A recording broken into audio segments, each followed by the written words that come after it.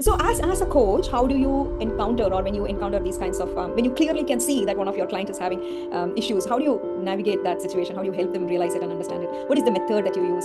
So that's the fundamentally first thing we do, create a safe space for them.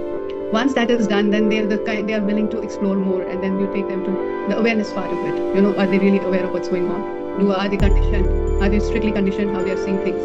So once that awareness comes into the picture, they go through they go through a few sessions where we take care of the all, how they are treating themselves, how they are looking at themselves. Then the action part comes into picture, and it's a very long process. It's not a small thing. It just comes with the first, knowing them better, then making them realize about certain things, then making them aware about certain steps, and then taking action accordingly. And then after that, you have to be accountable for their actions and everything. So it's a complete process, where you start with just sharing and end up being somebody who can take care of himself.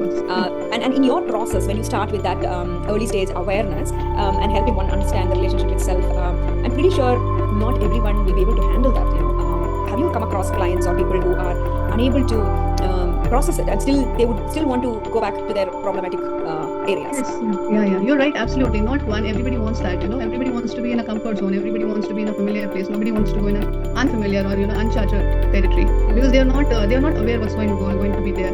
It's like your identity. Like if I tell I'm in India right now. I'm familiar with Indian environment, Indian food, and everything. All of a sudden, you put me in somewhere in Zimbabwe. You tell now you have to go on your own. You have to figure out things on your own. So it's that kind of scare.